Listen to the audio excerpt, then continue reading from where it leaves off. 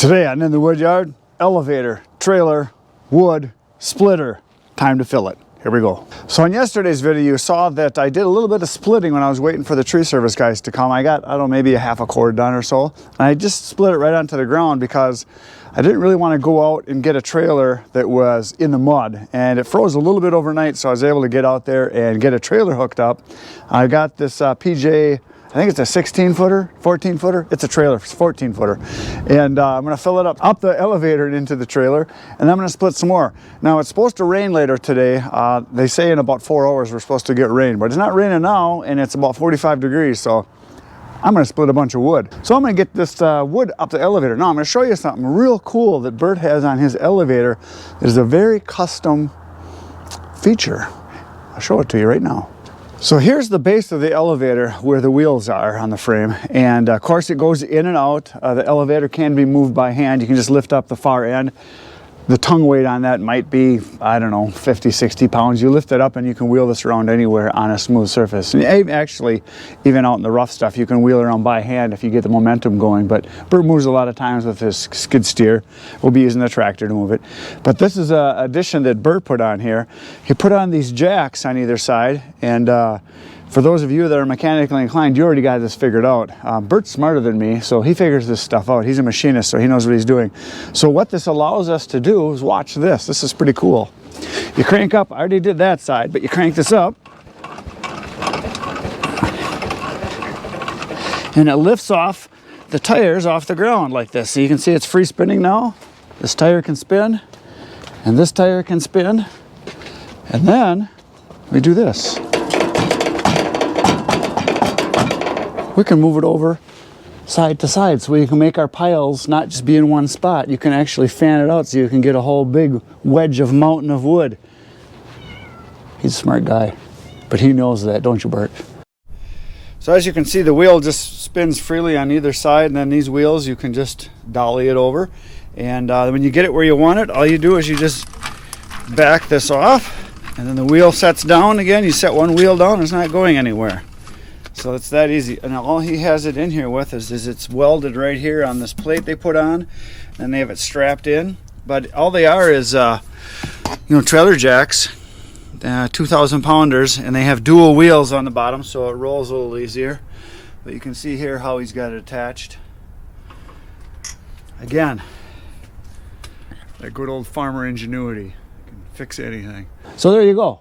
We're gonna move some wood now. What is this here? Look. There, now I got a couple out.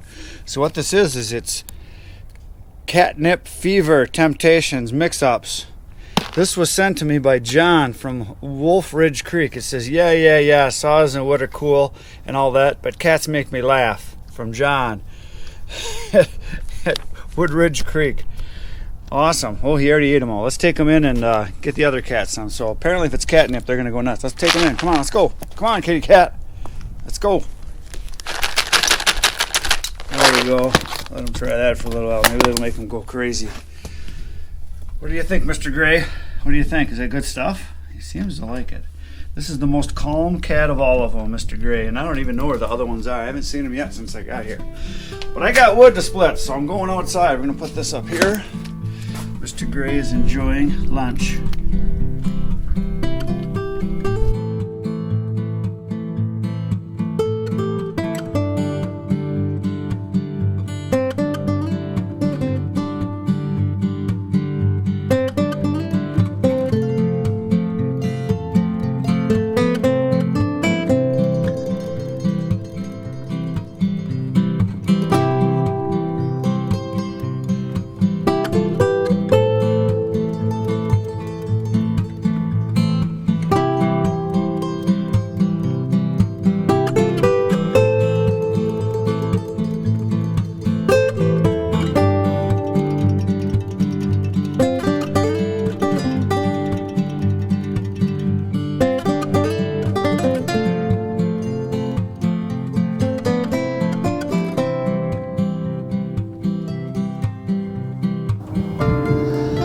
There's a pile of wood in the trailer. That took, I don't think it even took 10 minutes. It was fast.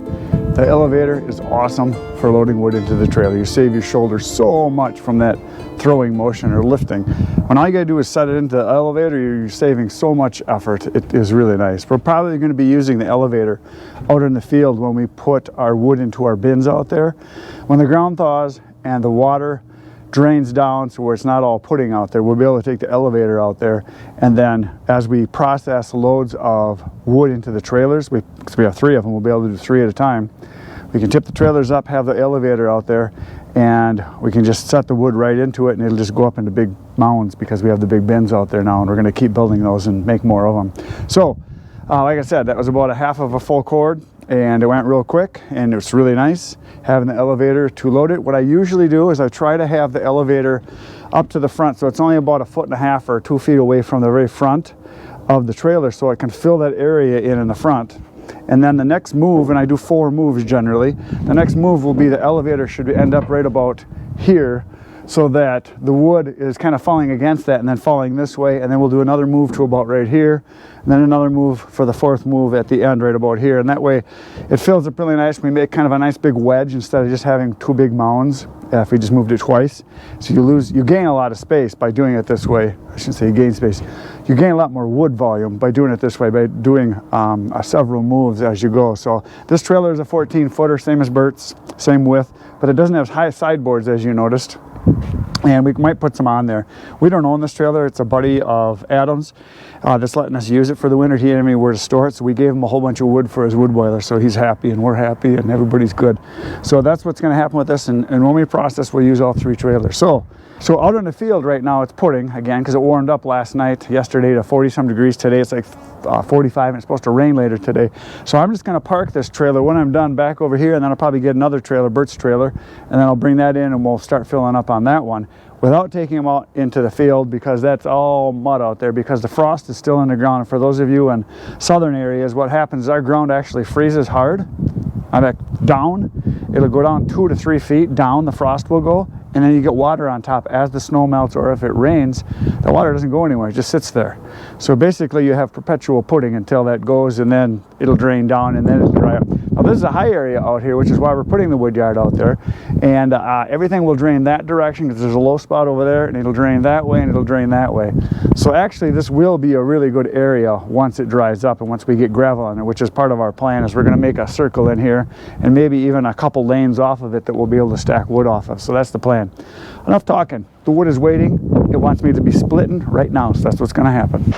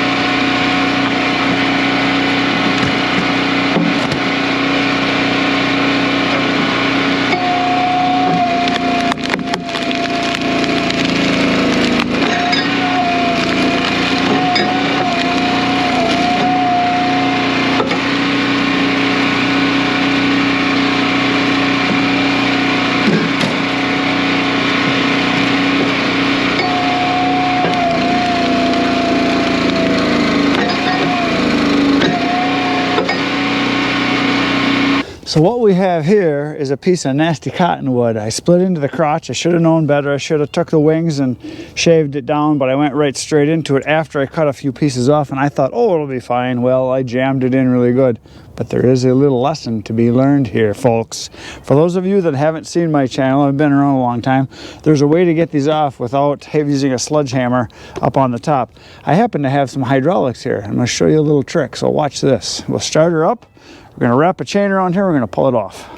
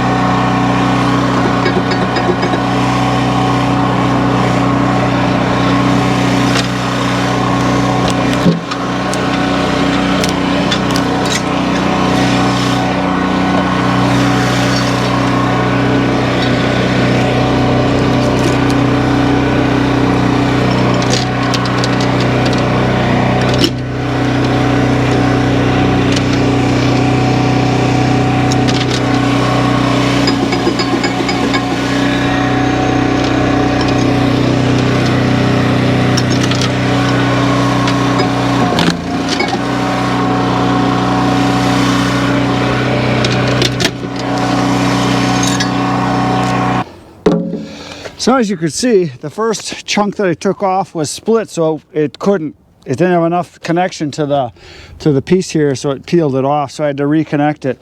Now there's a couple things you got to be real careful of when you do these. Obviously this is a nasty crotchy piece, so what I'll do now is I'll try to take the edge of it off, but when you're using the chain around the piece, you got to obviously make sure it doesn't shoot up over the top and slap you in the face. So you go real, just give it little jerks is all I ever do.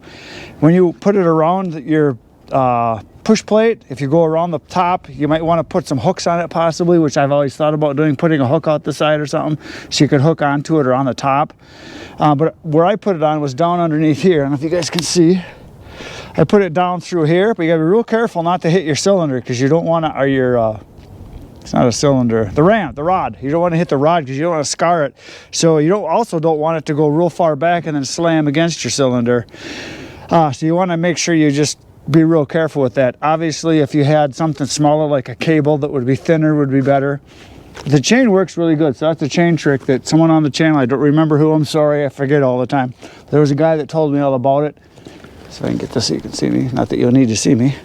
So there's a guy that told me all about it, and I tried it. It was like, wow, that was fantastic. So I showed it to my brother Ken, and he said, oh my gosh, or something like that. It was holy something or other. It's so easy versus getting up on top of there and pounding on it. So my plan is to eventually have a dedicated chain that I just keep here, because all you would need would be about maybe a 4-footer, and keep it maybe hanging underneath somewhere so you can just pull it out and wrap it around, because that does happen. I know a lot of you mentioned it, that it was a nice thing. So we're going to start her back up and get back to splitting. So there it is, she's free.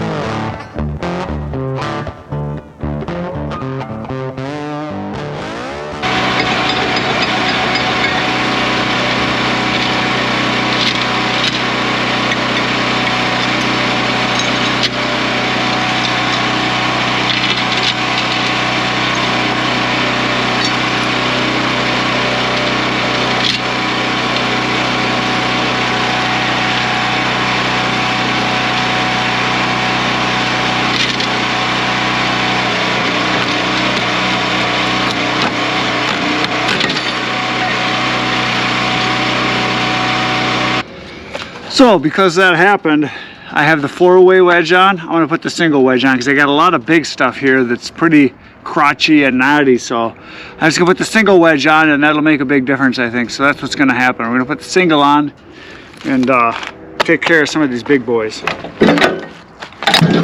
So this is how I take out the wedge. Pull a pin out from the bottom. Put a chunk of wood in here. And I pull this pin out. And it's already loose. So the easiest thing to do is just crawl up on top of here and lift it up. Uh-oh, a lot of debris in there. Here we go. There, we'll get the single and slap it on. Okay, so I went and got the other wedge, and this one just drop in. It's got button, well, there's a button on this side that stops it from dropping all the way, so I just let it fall. So then all I do is I lift it up, so I get it to about as high as I think it needs to be, and I just gradually, I kind of pull it towards me like this, and I get it to about where the hole is. There we go. I just keep pulling towards me, reach in, a little bit too far, and then I just shove the pin in. Whoopsie. So, this isn't so slick after all, is it? There's the hole. It's in, and I just put it as high as it'll go. And I just put the other pin in. I go from side to side depending on where I am, so it doesn't matter, you can go either direction. It's got to crawl underneath and put the other pin in here. There we go. She's in. All right. Now we can get back to work on some nasty crap. So yeah, this tree service wood is ash and elm and maple. There's a lot of real big stuff in here, and a lot of crotches, like I said, and a single wedge is the way to go. And you can make some pretty darn nice looking wood out of some nasty crap when you use the single wedge. The 4-way though, I should have taken it off sooner. I saw there was a bunch of stuff that was good in here. I thought, well, I'll just use it as long as I can until I get jammed. Well, I got jammed twice there. And for those of you that are saying, oh, why don't you just ram another piece through when you get one wedge like that? Well, when you have a big, dry, nasty piece of ash or elm or something, and you get that 4-way and you get it jammed in there, and you got it as tight as it'll go, it won't go either direction. So you got to pull it back. It's the only thing you can do. And you can either pound on it with a maul or sledgehammer up on top, pounding it back this way, which works. You got to get up there and pound on it. But why not use hydraulics if you got it? Just pull it back. It works great. Okay, back to splitting.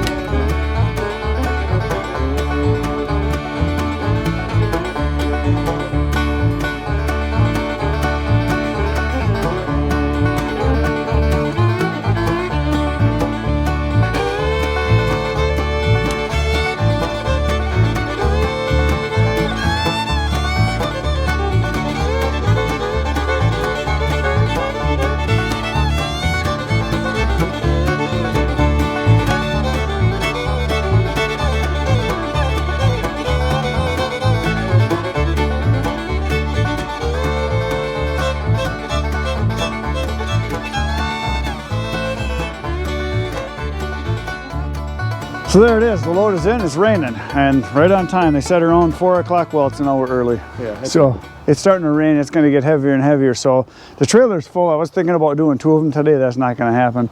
But we got a bunch of splitting done. We got the baskets, got a basket and a half full of nasty crap. And there's a lot more nasty crap in there, so we're gonna need more baskets. Yep, there's a few over there. And Yeah, there's, I think there's six over there. So yeah, we'll need some more. We're gonna fill a lot of them. So we got a whole bunch to go. I'm guessing by looking at the pile, I'm past halfway now, I'm thinking.